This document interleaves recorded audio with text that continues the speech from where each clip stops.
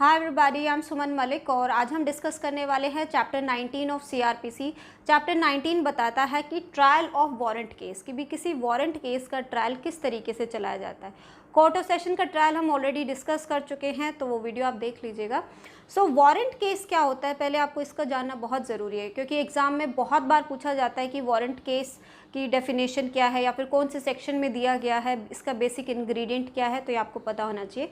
Section 2X warrant case को define करता है। वो क्या कहता है कि means a case relating to an offence punishable with death, imprisonment for life और imprisonment for a term exceeding 2 years, कि अगर आपने कोई ऐसा ऑफेंस कर दिया है, कोई ऐसा ऑफेंस हो गया है, उस ऑफेंस की पनिशमेंट अगर डेथ है या लाइफ इम्प्रिजनमेंट है या फिर 2 साल से ज़्यादा की सज़ा का उसमें अगर प्रावधान है, तो उसको हम वारंट केस कहते हैं।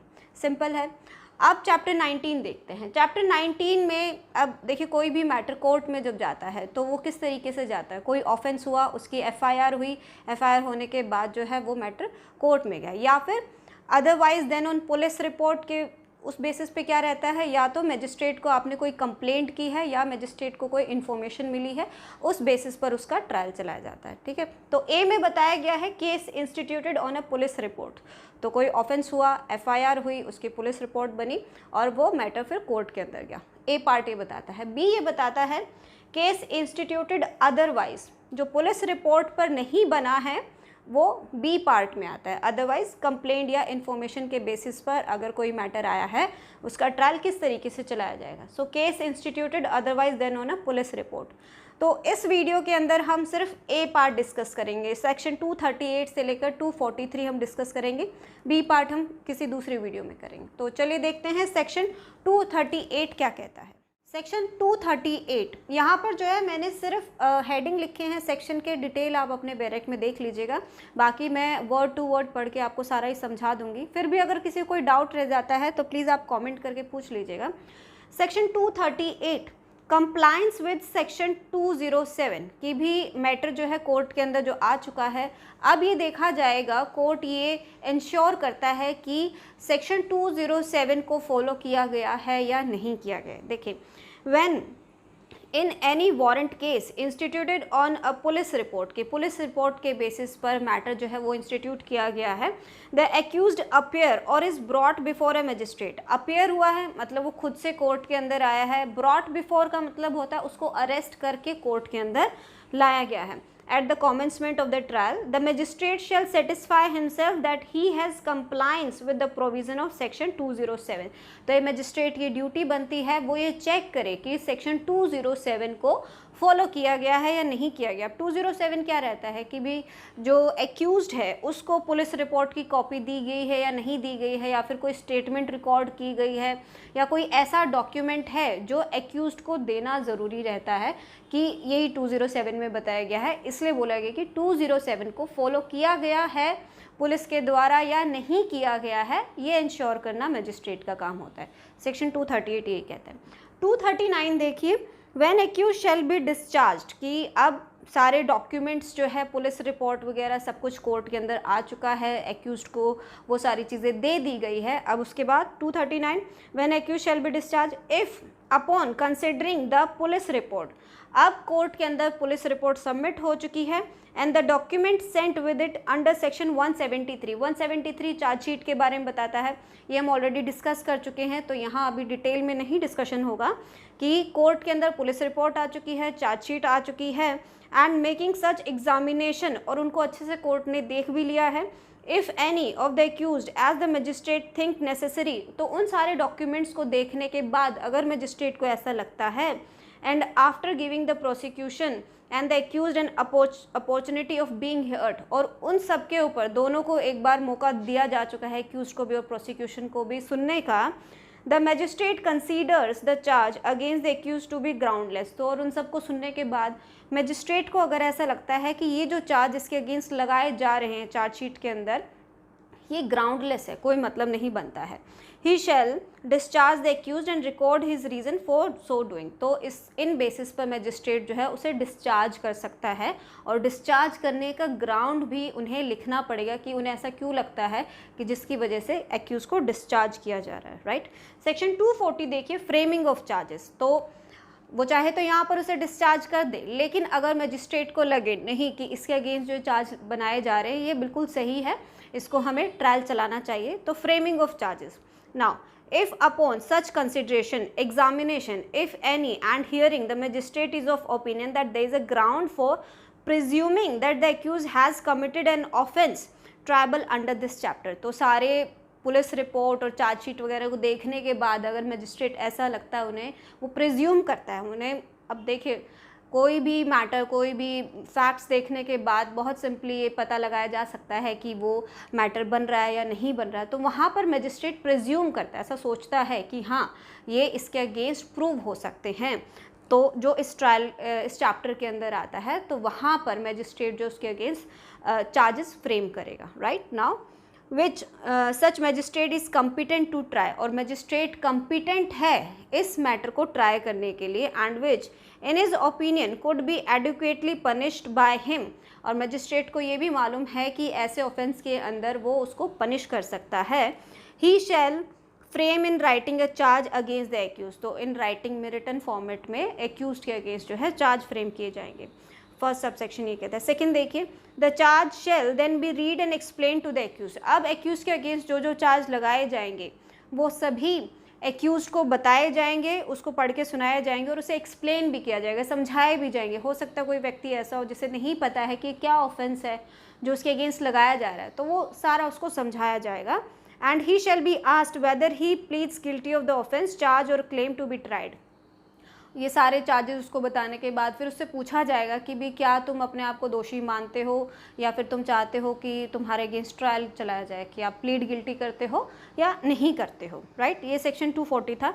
नेक्स्ट देखिए सेक्शन 241 देखिए, conviction on plea of guilt. Section 240 में हमने देखा था कि मजिस्ट्रेट एक्यूज से पूछता है कि वेदर यू प्लीड गिल्टी और नॉट, अगर वो प्लीड गिल्टी कर लेता है तो सेक्शन 241 सीन में आता है। तो conviction on plea of guilt, तो प्ली ऑफ गिल्ट अगर वो कर लेता है तो उसे कन्विक्शन हो सकता है। If the accuse pleads guilty, अगर एक्यूज प्लीड गिल्टी करता है, the magistrate shall record the plea, तो मैजिस्ट्रेट, ये मैंडेटरी है, वो जो प्ली कर रहा है, वो जो एक्सेप्ट कर रहा है कि हाँ उसने ये ऑफेंस किया है, उसको वो रिकॉर्ड करेगा।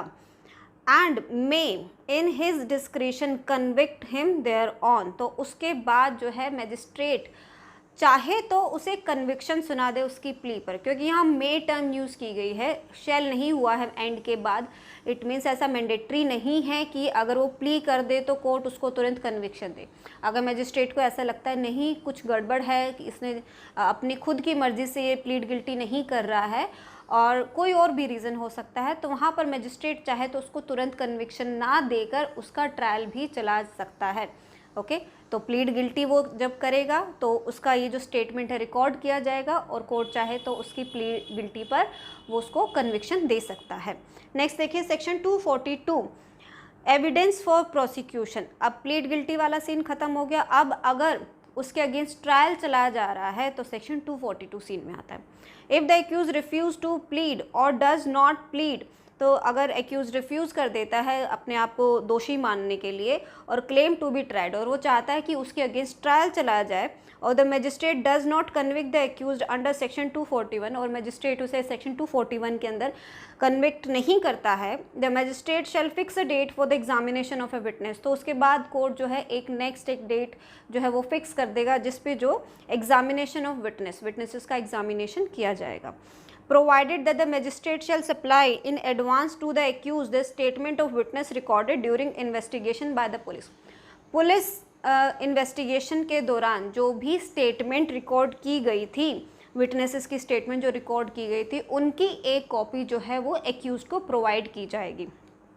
सेकेंड देखिए, द मैजिस्ट्रेट में on the application of the prosecution, तो प्रोसिक्यूशन अगर कोई एप्लीकेशन लगाता है मैजिस्ट्रेट को, issue a summon to any of the witnesses, तो विटनेसेस को सम्मन किया जाएगा, डायरेक्टिंग हिम टू अटेंड और टू प्रोड्यूस एनी डॉक्यूमेंट और अदर थिंग। सम्मन का मतलब होता है किसी को बुलावा भेजना, कोर्ट का ये ऑर्डर रहता है।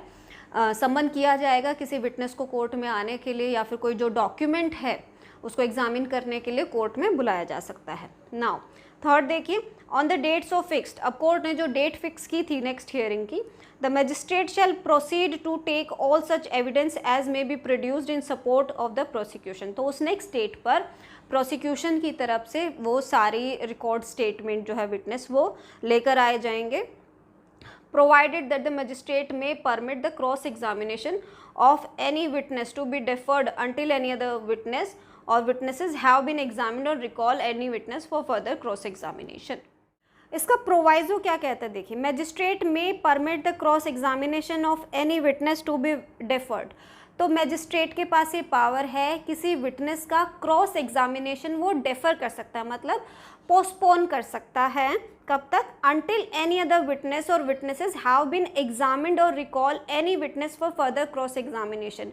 कई बार क्या होता है कि बहुत सारे विटनेसेस होते हैं, तो कोर्ट चाहे तो सपोज करो फर्स्ट विटनेस है, तो वो पहले कह सकते हैं कि भी सेकंड विटनेस का पहले क्रॉस एग्जामिनेशन कर लिया जाए, उसके बाद इस पहले वाले विटनेस का हम क्रॉस एग्जामिनेशन करेंगे। तो इस पहले वाले का क्रॉस एग्जामिनेशन डिफ़र किया जा सकता है जब तक उस नेक्स्ट वाला जिसको बुलाया जा रहा है उसका क्रॉस एग्जामिनेशन ना हो जाए। ये आपका प्रोवाइजो कहता है। सेक्शन 243 देखिए, एविडेंस फॉर डिफेंस। प्रोसिक्यूशन के सारे एविडेंस सुन लिए गए हैं, अब डिफेंस के एविडेंसेस आने वाले हैं। इसका फर्स्ट देखिए, the accused shall then be called upon enter upon his defence. तब एक्यूज को बोला जाएगा कि भी आपके अगेंस्ट जो चार्जेस लगाए जा रहे हैं, ऑफेंस जो आपके अगेंस्ट लगाए जा रहे हैं, अपने अब डिफेंस करिए अपना, एंड प्रोड्यूस हिज एविडेंस, और अपने एविडेंसेस लेकर आइए। And if the accused puts in any written statement the magistrate shall file it with the record. या फिर किसी ऑफेंस का, किसी चार्ज का अगर रिटर्न में उसे कुछ स्टेटमेंट देना है तो एक्यूज़ वो भी दे सकता है और उस रिटर्न स्टेटमेंट को फाइल में लगाया जाएगा। सेकेंड देखिए, if the accused after he had entered upon his defence, तो एक्यूज जब अपने डिफेंस में होता है, applies to magistrate to issue any process for compelling the attendance of any witness for the purpose of examination और cross examination. तो वो magistrate को रिक्वेस्ट कर सकता है, बोल सकता है कि भाई इस विटनेस को कोर्ट के अंदर बुलाया जाए, इसका एग्जामिनेशन किया जाए, या इसका जो क्रॉस एग्जामिनेशन है जिसके लिए उसे बुलाया जा रहा है तो कोर्ट में उसे बुलाया जाए, इशू प्रोसेस किया जाए, राइट। और the production of any document और अदर थिंग, या फिर कोई डॉक्यूमेंट है जो डिफेंस चाहता है कि कोर्ट में लाया जाए, उसके पक्ष में जो गवाही दे सकता है। The magistrate shall issue such process unless he consider that such application should be refused on the ground that it is made for the purpose of vexation or delay or for defeating the ends of justice। लेकिन court ये तब करेगा अगर court को ऐसा महसूस हो कि भी ये जानबूझकर ऐसे विटनेस को बुला रहा है, ऐसे डॉक्यूमेंट को कोर्ट के अंदर बुला रहा है जो सिर्फ समय की बर्बादी करेंगे, डिले करेंगे प्रोसेस के अंदर, तो वहाँ पर कोर्ट चाहे तो इशू प्रोसेस ना करे, वहाँ पर ना उन्हें बुलाए। लेकिन अगर कोर्ट को लगता है कि नहीं ये जेन्युइन है तो कोर्ट उन्हें बुला सकता है। And such ground shall be recorded by him writing. और अगर कोर्ट को लग रहा है कि नहीं ये सिर्फ समय की बर्बादी के लिए ऐसा कर रहा है तो वो कोर्ट नहीं बुलाएगा, और ऐसा नहीं करने का जो रीज़न है वो भी रिकॉर्ड किया जाएगा। ओके, नेक्स्ट देखिए, provided that when the accused has cross examined और had the opportunity of cross-examining any witness before entering on his defense, the attendance of such witness shall not be compelled under this section unless the magistrate is satisfied that it is necessary for the ends of justice। इसका proviso देखिए क्या कहता है, when the accused has cross examined, जब accused ने cross examine कर लिया है और had the opportunity of cross examining any witness before entering on his defense, अपने डिफेंस में आने पर जो है उसने किसी को क्रॉस एग्जामिन, मतलब विटनेस को ऑफकोर्स क्रॉस एग्जामिन अगर उसने कर लिया है, the attendance of such witness shall not be compelled, तो उस विटनेस को कंपेल नहीं किया जाएगा दोबारा से कि तो आप बार बार आओ। मतलब एक बार उसने अगर क्रॉस एग्जामिन कर लिया, अगर वो ज़रूरी है for the ends of justice तो ऑफकोर्स बुलाया जाएगा, लेकिन अगर ज़रूरी नहीं है तो कोर्ट चाहे तो उसे ना भी बुलाए, ठीक है। The attendance of such witness shall not be compelled under this section, तो उसको कंपेल नहीं किया जाएगा विटनेस को फिर से आने के लिए, unless the magistrate is satisfied that it is necessary for the ends of justice. लेकिन अगर मजिस्ट्रेट को ऐसा लगे for the ends of justice की भी जस्टिस करने के लिए उसको दोबारा बुलाना ज़रूरी है, उसका क्रॉस एग्जामिन करना ज़रूरी है, तो कोर्ट उसे बेशक से बुला सकता है।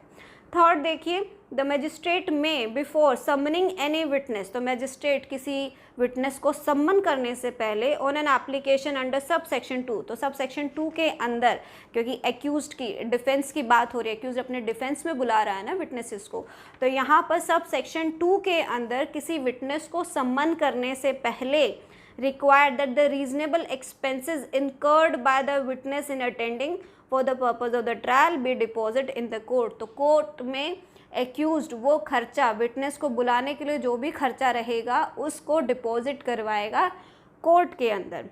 ठीक है, तो ये सारा था आपका A part, trial of warrant case by magistrate. इसका बी पार्ट हम नेक्स्ट वीडियो में डिस्कस करेंगे। फिर भी अगर किसी को कोई डाउट है या कुछ नहीं है ऐसा जो समझ नहीं आया, तो प्लीज़ आप कमेंट करके बताइएगा, मैं आपको जवाब करूँगी। Thank you for watching.